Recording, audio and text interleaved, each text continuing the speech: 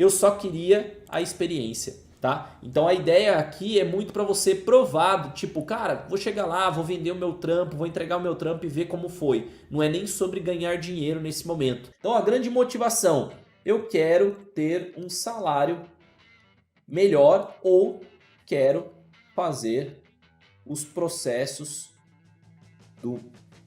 com a minha cara, beleza? Então basicamente a motivação para você sair de funcionário para freelancer existem duas. Pô, eu quero ter um salário melhor ou então eu quero fazer os processos do meu jeito. Pô, eu entro numa empresa e tal, o jeito que eles fazem não é muito bem o jeito que eu gostaria de fazer. Às vezes você tem um estilo único e não funciona naquele negócio. Então essa é a sua grande motivação, beleza? Qual que seria, no meu modo de ver, qual a grande transição, tá? O que você tem que fazer? A transição que eu poderia colocar de um funcionário para freelancer é conseguir os primeiros jobs pontuais e realmente gostar desse tipo de atuação. Porque assim, ó, quando a gente fala sobre sair de funcionário para freela, você não vai poder fazer o trampo no horário do trabalho que você tá no dia de hoje. Isso minimamente não é ético, né? Então, ainda mais tem galera de home office, né? A gente vê muita história hoje em dia no trabalho remoto, até parar de falar a palavra home office, mas do trabalho remoto, que tem gente com carteira assinada em um trabalho e tá fazendo seus jobs ali dentro. Então você tá, vamos dizer assim, você tá se burlando e a vida faz você pagar caro, né? Então se você fazer esse tipo de coisa, com toda certeza algum dia alguém vai fazer isso com você. Mas você tem uma dificuldade de conseguir os primeiros jobs. Então os primeiros jobs são aquilo que faz você ter um gostinho.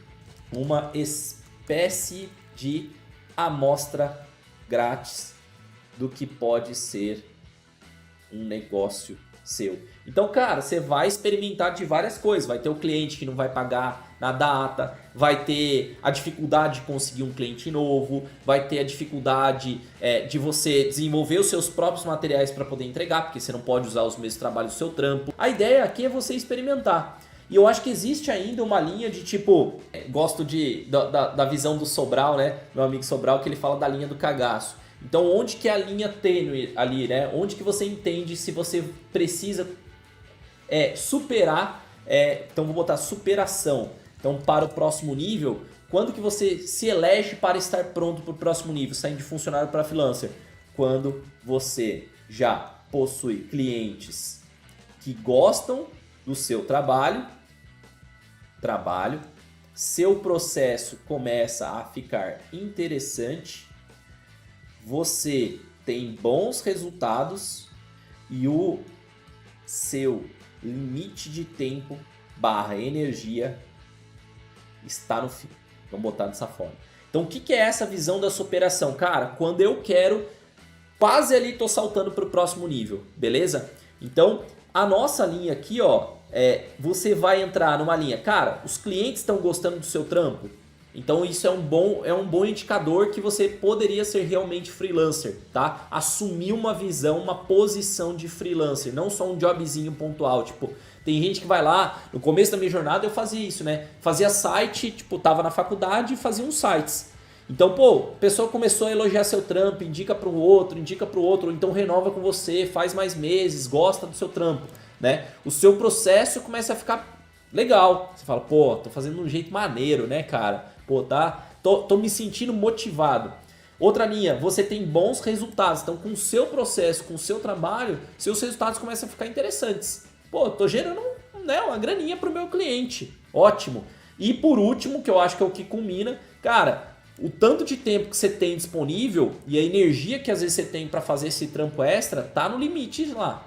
Pô, você tá ficando cansado, trabalhando até 10, 11 horas da noite, no final de semana, e você fala, pô, velho, eu acho que se eu tivesse trabalhando durante o horário comercial, talvez seria mais interessante. Você começa a sentir isso, não quer dizer que você vai já fazer, você começa a sentir isso, que se você tivesse mais tempo, realmente iria funcionar, beleza? E eu acho que esse ecossistema, né, esses sentimentos que vão girar em torno dessa visão faz você assumir, e aí sim, né, ponto de virada, ponto de virada, é um momento onde você abre o seu CNPJ e até mesmo cria o seu site, beleza? alguns aqui, ó, alguns criam o perfil no Instagram. Não recomendo só o perfil do Instagram, mas acho que esse é o nosso ponto de virada. Cara, você vai simplesmente sair do funcionário, você vai abrir seu CNPJ para emitir a nota fiscal e você até mesmo cria um perfil lá, Fábio Ricota, gestor de tráfego, né? Ou então ricota.agência, né? Vou criar o meu perfil lá no Instagram e começar a publicar um conteúdo com uma certa frequência, ou ser ali um portfólio. Normalmente os designers fazem isso bem, né? Então criam ali um perfil ou no Behance, no Instagram, começa a postar os trampos no dia a dia. E isso aqui começa a ser também algo que te dá motivação, beleza?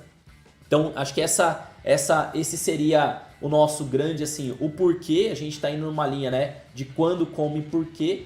Então a gente está num cenário onde, cara, eu quero realmente ter um salário melhor e fazer do meu jeito, beleza? Então esse é o meu principal. O como, a gente está nessa visão aqui de, vamos dizer assim, de transformação. Cara, eu vou pegando um jobzinho, vou falando com uma pessoa e outra, e eu acho que aqui, ó, só uma dica, eu vou colocar como dica para você entender, tá? Entender ou ir atrás, vamos botar de um jeitinho assim, ir atrás de algumas empresas / clientes que possam te dar uma boa experiência como profissional freelancer, tá? Então a dica que eu colocaria aqui, ó, é você aprender a prospectar, bater na porta das empresas.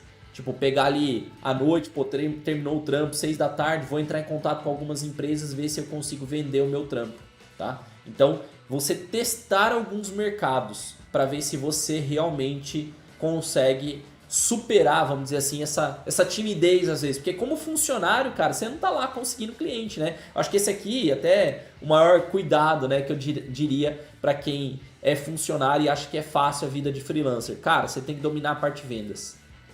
Né? Porque como funcionário você até pode fazer atendimento e normalmente está responsável por entrega, mas na hora que você vira freela, te adiciona a terceira camada, que é a camada de conseguir clientes. E isso aí é uma parada que normalmente as empresas não treinam. Por exemplo, eu não treino meu time para conseguir clientes, tem um setor, uma área comercial. Por quê? Porque se eu tirasse um analista de, sei lá, de tráfego pago para ele vender, tudo bem que eu poderia vender mais, mas quem iria fazer a operação? Então normalmente o funcionário não é treinado para a parte de vendas, tá? Então vou até colocar normalmente o funcionário não é treinado para a parte, chama de parte, né? Para atividades de vendas. No meu cenário, que quem já tem algumas histórias assim, no meu cenário, quando eu fui fazer o meu primeiro site, isso aí deve ter sido lá 2002, mais ou menos. Quando eu fui fazer o meu primeiro site, eu fiz um site da região, tá? Então, ali de uma lan house na época, eu fiz o site dos caras. Então eu conheci a pessoa falou, pô, você não conhece alguém que faz o site?